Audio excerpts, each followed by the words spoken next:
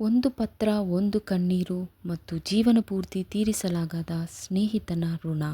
ಇದು ಸ್ನೇಹಿತನ ಕೊನೆಯ ಪತ್ರದ ಕತೆ. ಒಂದು ಚಿಕ್ಕ ಹಳ್ಳಿಯಲ್ಲಿ ರಾಘವ ಮತ್ತು ಕಾರ್ತಿಕ್ ಎಂಬ ಇಬ್ಬರು ಸ್ನೇಹಿತರು ವಾಸಿಸುತ್ತಿದ್ದರು. ಬಾಲ್ಯದಿಂದಲೇ ಅವರು ಒಟ್ಟಿಗೆ ಶಾಲೆಗೆ ಹೋಗುತ್ತಿದ್ದರು, ಆಟವಾಡುತ್ತಿದ್ದರು ಮತ್ತು ತಮ್ಮ ಎಲ್ಲ ಸಂತೋಷ ದುಃಖಗಳನ್ನು ಹಂಚಿಕೊಳ್ಳುತ್ತಿದ್ದರು.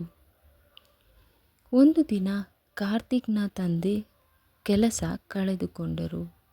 ಮನೆಯ ಪರಿಸ್ಥಿತಿ ತುಂಬ ಕಷ್ಟಕರವಾಗಿತ್ತು. ಕಾರ್ತಿಕ್ ಶಾಲೆ ಬಿಡುವ ಪರಿಸ್ಥಿತಿ ಬಂದಿತು.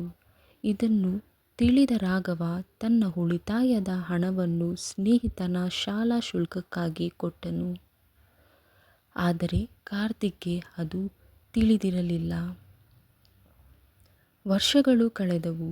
ಇಬ್ಬರೂ ತಮ್ಮ ತಮ್ಮ ಜೀವನದಲ್ಲಿ ಬ್ಯುಸಿಯಾದರು. ರಾಘವ ಒಂದು ಸಣ್ಣ ಕೆಲಸ ಮಾಡಿಕೊಂಡು ಜೀವನ ಸಾಗಿಸುತ್ತಿದ್ದನು. ಕಾರ್ತಿಕ್ ಮಾತ್ರ ದೊಡ್ಡ ಉದ್ಯಮಿಯಾಗಿ ಬೆಳೆದನು. ಒಂದು ದಿನ ರಾಘವನಿಗೆ ಗಂಭೀರ ಅನಾರೋಗ್ಯ ಸಮಸ್ಯೆ ಬಂತು. ಚಿಕಿತ್ಸೆಗಾಗಿ ಹಣದ ಅವಶ್ಯಕತೆ ಇತ್ತು. ಆದರೆ ಯಾರನ್ನೂ ಕೇಳಲು ಅವನ ಮನಸ್ಸು ಒಪ್ಪಲಿಲ್ಲ. ಕೆಲವೇ ದಿನಗಳಲ್ಲಿ ಅವನು ಲೋಕ ತ್ಯಜಿಸಿದನು. ರಾಘವನ ಮರಣದ ಸುದ್ದಿ ಕೇಳಿ ಕಾರ್ತಿಕ್ ಓಡುತ್ತಾ ಅವನ ಮನೆಗೆ ಬಂದನು.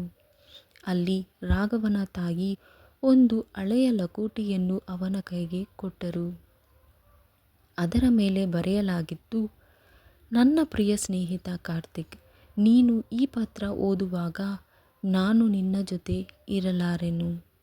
ಆದರೆ ಒಂದು ವಿಷಯ ಹೇಳಬೇಕು.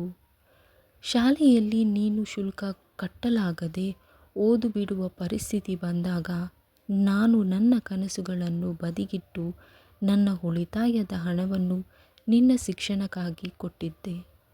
ಏಕೆಂದರೆ ನೀನು ಯಶಸ್ವಿಯಾಗಬೇಕು ಎಂಬುದು ನನ್ನ ಆಸೆಯಾಗಿತ್ತು. ಇಂದು ನೀನು ಜೀವನದಲ್ಲಿ ದೊಡ್ಡವನಾಗಿದ್ದೀಯಾ. ಅದನ್ನು ನೋಡಿ ನನಗೆ ಹೆಮ್ಮೆ. ನಾನು ನಿನಗೆ ಸಹಾಯ ಮಾಡಿದ್ದನ್ನು ಎಂದಿಗೂ ಹೇಳಲಿಲ್ಲ. ನನ್ನನ್ನು ಮರೆಯಬೇಡ.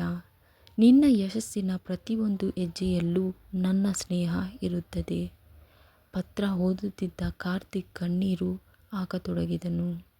ತನ್ನ ಯಶಸ್ಸಿನ ಹಿಂದೆ ಸ್ನೇಹಿತನ ತ್ಯಾಗವಿತ್ತು ಎಂಬುದು ಅವನಿಗೆ ಮೊದಲ ಬಾರಿ ತಿಳಿಯಿತು. ಆ ದಿನದಿಂದ ಕಾರ್ತಿಕ್ ತನ್ನ ಸ್ನೇಹಿತನ ಹೆಸರಿನಲ್ಲಿ ಬಡ ಮಕ್ಕಳಿಗೆ ಉಚಿತ ಶಿಕ್ಷಣ ನೀಡುವ ಟ್ರಸ್ಟ್ ಆರಂಭಿಸಿದನು. ಪ್ರತಿ ವರ್ಷ ರಾಘವನ ಸಮಾಧಿಯ ಮುಂದೆ ನಿಂತು ಅವನ ಒಂದೇ ಮಾತು ಹೇಳುತ್ತಿದ್ದ, ಸ್ನೇಹಿತ, ನೀನು ನನ್ನ ಜೊತೆ ಇಲ್ಲ, ಆದರೆ ನೀನು ಮಾಡಿದ ಪ್ರೀತಿಯ ಋಣವನ್ನು ನಾನು ಜೀವನ ಪೂರ್ತಿ ತೀರಿಸಲಾರೆ.